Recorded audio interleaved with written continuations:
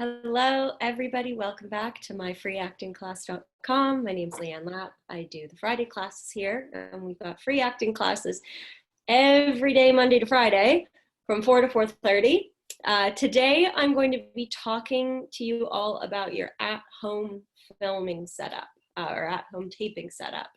And I'll go over everything from, um, you know, pieces of equipment that I feel it's prudent to invest in and pieces that I feel you can stay away from and save some money. I'll talk to you about lighting, sound quality, backdrop, eye lines, all of it.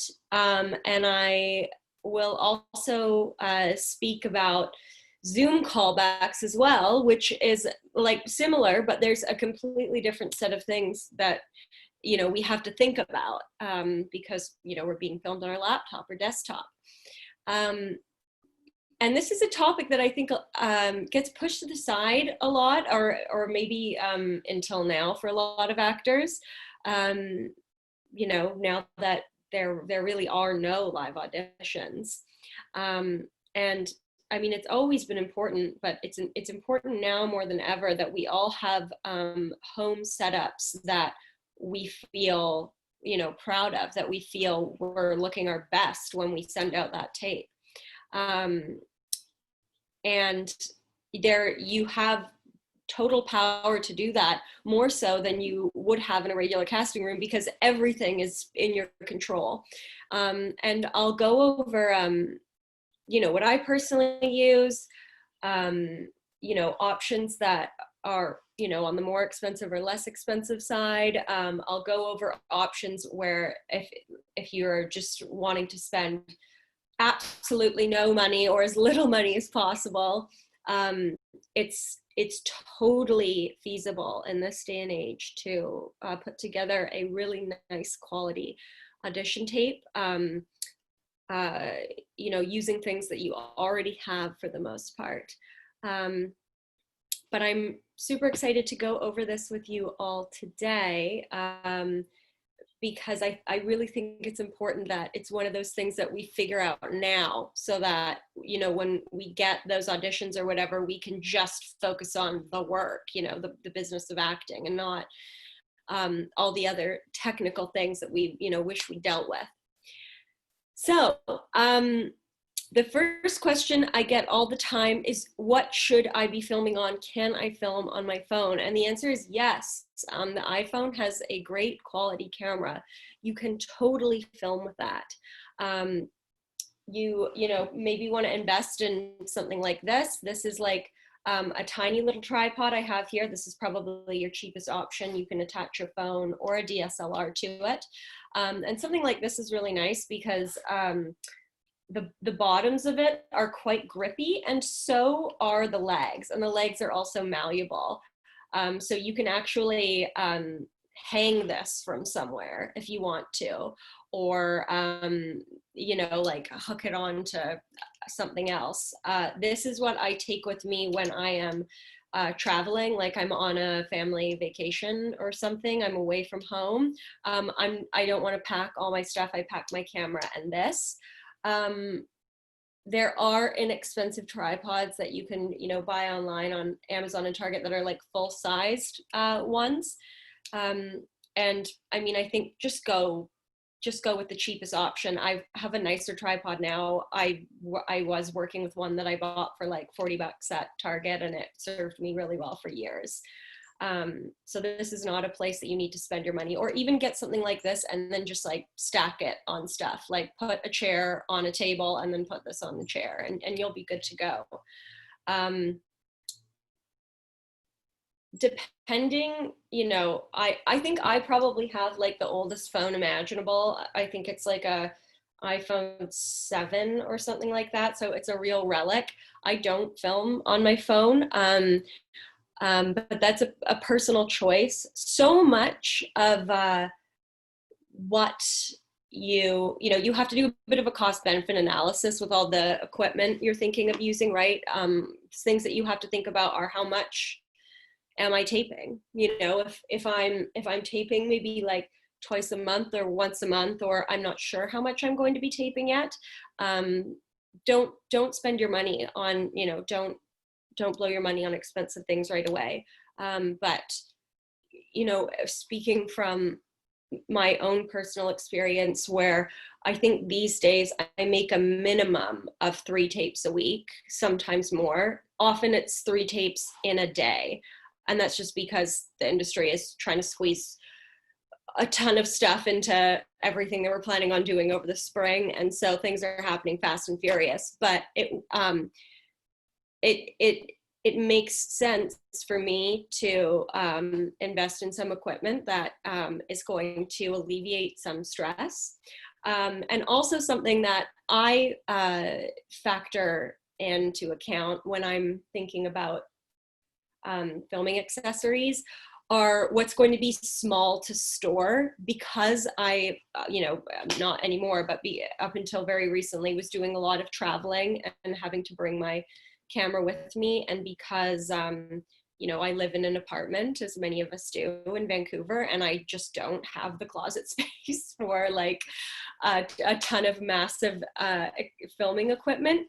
I'm thinking about what's going to save me space as well. For years and years and years, I've filmed my auditions on a Canon T3i. I think a DSLR is like a great investment. It's certainly not necessary, because iPhone cameras, if you have a newer iPhone, are so good. But for me, it was worth it. And the reason why, there were a couple things. One, I received some really good advice really early on. If you are interested in purchasing a DSLR camera, purchase the body and the lens separately. Do not just purchase the lens and body from Best Buy or something like that. And purchased used for sure. I purchased both my lens and the body separately, and I actually bought a really old body. The T3i, I think, is from like 2012 or 2013 or something like that.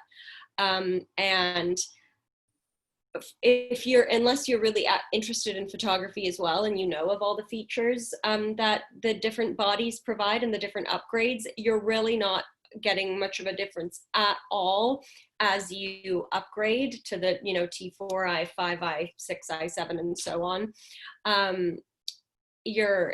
It's not worth the $100 more to get the newer version. So purchase the body, purchase a used body separately, and then purchase a nice lens for yourself, and just do some research and watch some YouTube videos on what works for you.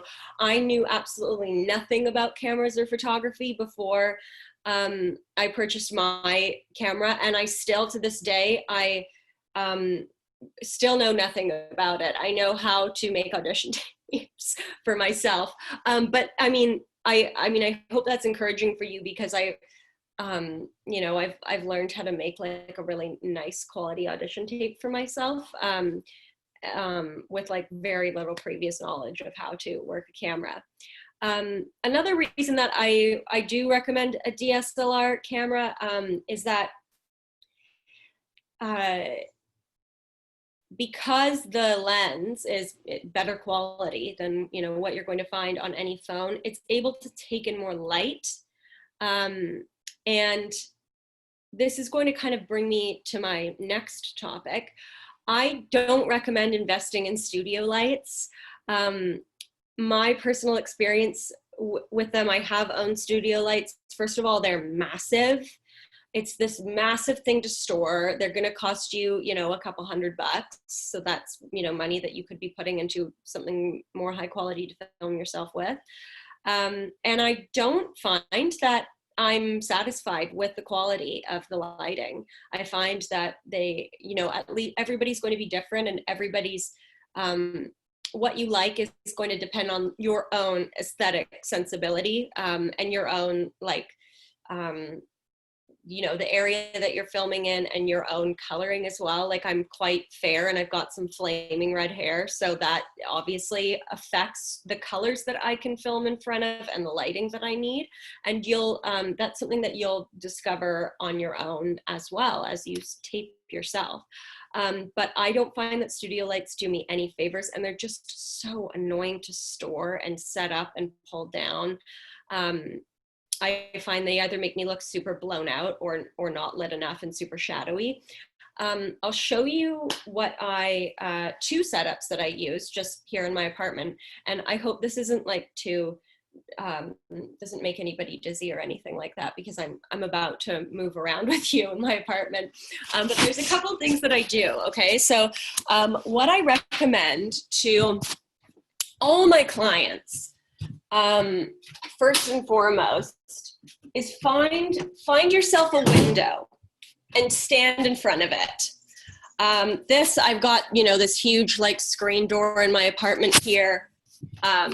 This is me in front of the window, and the lighting is like pretty great. I can shut my curtains a little bit if I want to. This is the lighting, natural daylight, that makes me look like my, I guess, coloring of my hair and skin and eyes and teeth and other things that can kind of change on film. This is what makes me look the most kind of true to real life that I've found. And it's free. Everybody has a window. And what I would recommend is, oh gosh, I don't know if I can get wide enough. It's massive. One of these backdrops. They're so easy to store, like insanely easy to store.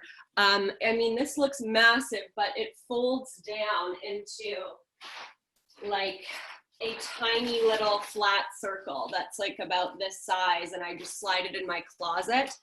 These you can get for under $100. You don't need them. You can also just find a blank wall. But if you are already thinking about investing in different filming accessories, stay away from lighting, go for some natural light, and invest in one of these. I highly recommend people stay away from the fabric backdrops that roll or fold, that have two kind of black metal support stands. One, again, they take up so much space. Two, the fabric just always looks wrinkly, and half the time is see-through. They're so cumbersome. They're such a hassle, and you don't want to be thinking about like steaming a backdrop. That's way more effort than I care to put into something that could be so simple. So these just completely stretch out. There's also other options. There's, gosh, I wonder if I can flip this without like completely. You can see I just have it leaned up against some shelving in my space. And now here's a blue side as well, right? If you prefer blue. I personally like gray, but some people like blue. For those of you that are wondering, like, what is the color that I'm supposed to be taping with? There are people that will say it has to be blue because, reasons, or these days the trend is shifting towards black or white. However, it's really not relevant, as long as it's a color that you feel is flattering to you and is blank. The most important thing is that you are the sole focus of the tape. I don't love the blue because I don't know if you guys can see, but it's really cooled down the coloring of me. So I prefer the gray color, but I know a lot of people that love blue. So, I mean, that's an option. But yeah, window first and foremost. Get yourself in front of that window. It's so flattering, especially for women. Like, nothing looks better than just a nice natural light on our face with minimal shadows.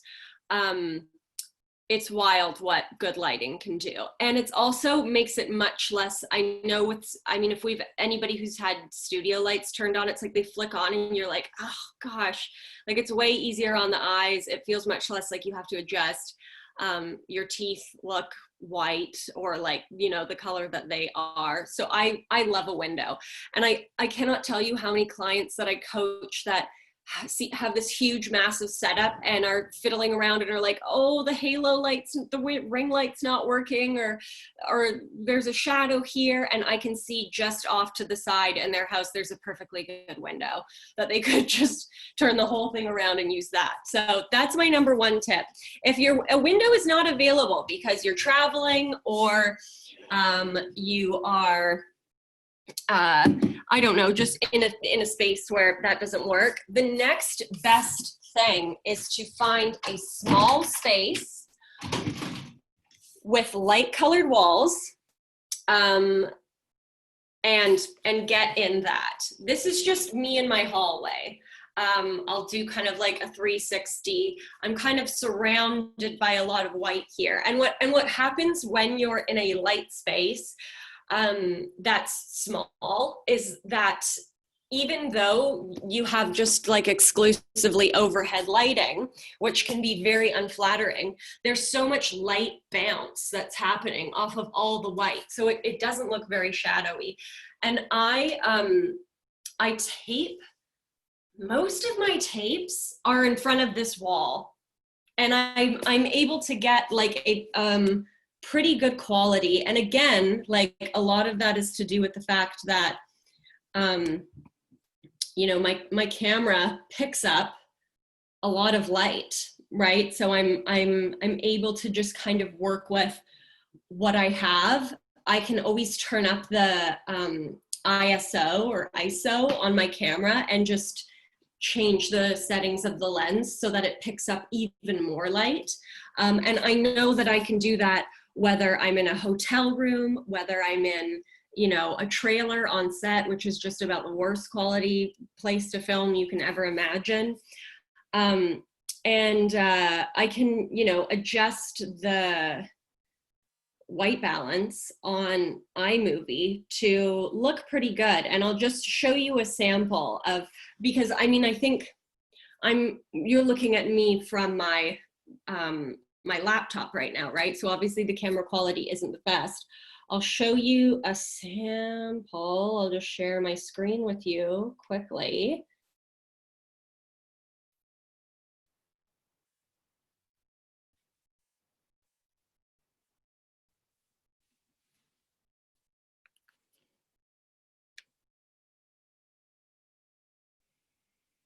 Hi, my name's Leanne. I use a Lavazza beans and a secret porcelain pour over I have stashed in a place I'll never divulge. So you can see here, right? Like there's absolutely no studio lights here. I haven't done anything to the lighting in my apartment. I'm just in front of a white space in a small enclosed white space. And because I have, you know, a camera that picks up good light quality, it looks super bright. It's flattering lighting. There's no shadows. You know, I'm like just erring on the verge of being blown out, which is okay. This was for like a Law and Order style show where it's just very, very important that all the women and men look their absolute best and the most glamorous, even though they're police officers. So this is something that I really enjoy using. I don't invest in, here, I'll stop sharing with you. I don't invest in microphones or anything like that. I just make sure that whoever is reading for me, whether it's, you know, someone who I live with or someone that I'm Zooming with, I make sure that either the laptop or the person is just not so close to the camera. So I need them to be close to the camera in one sense because I need my eye line to be good for the camera, but I just make sure they take a step back and just let them know to quiet down, because you do want, you know, your voice to be the predominant one in your audition tape. But I don't invest in microphones or anything like that. I just don't find it to be super necessary. So that's kind of my personal philosophy, right? I really do feel that if you just kind of take the plunge and invest in a really nice camera, all of a sudden you don't need all that other stuff. You know, you don't need lights. You don't even need a backdrop if you have, you know, a plain wall that's in a small space. A lot of people like to say, what does your bathroom look like? Because a lot of people's bathrooms are small white or light colored spaces. And I have shot an audition tape when I was traveling, standing in a bathtub, because, you know, the tile walls behind you are often like all white and completely blank. And obviously there's nothing hanging. And the lighting is such that even though it's all overhead lighting, there's so much white bounce going around that there are no unflattering shadows. So, I mean, that's like another trick. Yeah, I think so. So yeah, I think my main takeaways are, number one, absolutely do not invest in the roll up and down backdrops. So cumbersome, not worth the money. They always look kind of wrinkly. If you have it, go for it.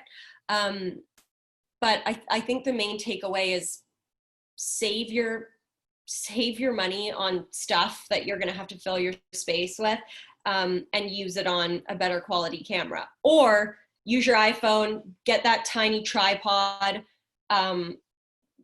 get in front of a window and just, do that. For the last 5 minutes, very briefly before we wrap up, I want to talk to you guys about Zoom callbacks, because I mean, this is like the way now. People are casting actors without meeting them in person, and that's just kind of what we have to work with. It is so important that you do everything in your power to make it so that your Zoom callback looks as close to the tape that you sent as possible. So I know that everybody's space is different, and I know that the devices that everyone has access to are ranging, and that's fine, but these are the things that I want you to keep in mind. One, the device that you are communicating on Zoom with whoever's in the callback has to be at the same level as the camera would be. So you absolutely cannot do your Zoom callback from here. Like, this is such a big no-no. Find things to stack it on. I have a plant stand on top of my kitchen table, and that's what I've used. You can use a chair. The plant stand just works for me because it's nice and light, and the camera is at eye level. I saw in the chat that somebody had a, I'd love to know your idea on Eyelines too, if possible. Yes, thank you. I'll get into that right now. So if you're filming on a, if you're, well, actually, this is relevant whether you're, filming on a camera or Zoom callbacking on a laptop, let's say. I always tell my students to just look to the corner of the laptop on either side. That, generally works pretty well. So like, now, hang on. Let me see if I can adjust this. I'm just moving my table a little closer here. So let's say this is my filming setup. So we've got a blank wall. I'm looking to the corner right now. I'm just looking at the corner of my laptop. That's what I'm using for an eye line. Or, now I'm looking to the other corner. If you have the function to, or sorry, not the function, if you are shooting on a desktop or a laptop, which I would recommend, as opposed to a phone or an iPad, you can actually move the Zoom window off to the side of the camera. So let's say, let's say that I have a Zoom callback and Candy, that's like right at the corner of my screen right now, is my reader. I can just move the window off to the side, and now we can be interacting with each other. I'm looking her in the eye, but I'm not looking like right down the barrel of the camera, which, you know, is a bit silly. So, but you're not going to be able to do this if you're on an iPad, or if somebody has figured out a way. I don't know what that is. I've heard from students and clients that that's not a function that they have. So just dragging the window off to the side is the best thing. But as is the case with filming auditions actually in the room, or audition tapes, or anytime you're on camera, err on the side of cheating things closer to camera than farther away. I never want to put my eye line so far away that now all of a sudden, you know, I'm really not looking that far. I'm looking maybe like a foot to the right, but it's like you're really kind of only getting this side of my face. You're losing this eye. It's so important that they get to see our eyes. Similarly, let's say for whatever reason, let me just like put this on another box and prop this up even higher. So let's say for whatever reason you're zooming and the camera is way up high. You've got to make sure that you're cheating those eye lines up towards the camera. Because if anything is like happening, there's a part where you're reading a book or looking on a computer, or even just looking eye level, all of a sudden your eyes are gone, right? So just cheating those eye lines up, always going closer to camera. The eyes, you know, are the window to the soul. They're how we connect with, you know, other actors that we see on screen. It's all in the eyes. You need to make sure that you're giving that to the camera so that, you know, the person on the other end can see it. Does anybody else have any questions to do with equipment, or, you know, readers, or sending tapes, or I edit on iMovie, if anyone's wondering. I don't think you need to pay for anything else. iMovie works perfectly fine. And I have for years. Does the laptop camera matter? So yes and no, right? Like it depends on what you're filming on. Oh, if you have an old laptop, I would have to see the picture quality to say, but I mean, like you can be the judge, or get, you know, maybe try zooming with a friend and get them to see what the quality is, or you'll be able to see. It has to be, laptop camera quality is always, you know, not going to be as good as it could possibly be, but it has to be clear enough, let's say, so that, you know, you've got a good view of your eyes, the most important thing. And it certainly can't be laggy. Like it can't be so old that, you know, your motion is choppy or anything like that. But I would say, like, if you're wondering about that, the phone, maybe use the phone. Yeah, I see. Okay, sure. I mean, not as good as the mobile one. Yeah. I mean, I use the laptop just because, you know, I don't have to worry about it like falling or sliding or whatever a phone would do, and I can drag the icons. But you could use your phone. In general, I would say for the Zoom callback, though, that there's going to be so many people filming on their laptop that it's not as though everybody else's callback is going to be flawless and yours is going to be the only one that's, you know, a bit choppy. Where did I purchase the backdrop? Just Amazon.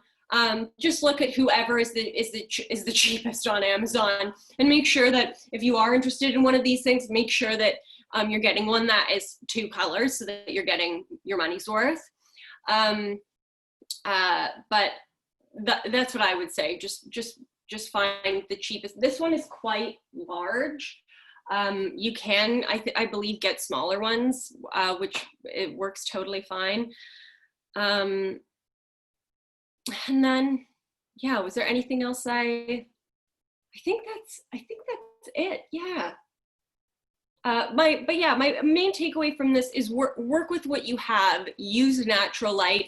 And if there's anything I want anybody to take away from this, it's finish watching this video and go follow yourself with your phone or your camera and figure out where the best lighting in your place is. Like, just do a little hunt now. Figure out, you know, what window makes you look the best. Make a note of what time of day it is, so that, you know. Test out the lighting in your bathroom. See if you have any small spaces like hallways or anything where, you know, you can just take the picture down and all of a sudden that becomes a blank wall. Do these tests now. Figure out the things that you can use to prop up your equipment, so that when you do get an important audition or the Zoom callback, you're not like, oh my gosh, how do I even facilitate this? Like, how do I make this happen for myself? And so that you know that when it does come around, that you're like, I'm going to be 100% happy with what I put out, and I know that I'm going to look great because I've already figured this out. So yeah, that's everything I wanted to say. It was so great seeing everybody's faces. Thank you. You're so very welcome. Thank you. And so good to see you, Viola and Sandy. I hope you're doing well and staying safe and busy. Hi. And to everybody else, we'll have another class on Monday at 4, and I will be back next Friday with a completely different topic. So have an amazing weekend, and I will see you all next week. Bye. Bye. Thank you. Bye, thank you.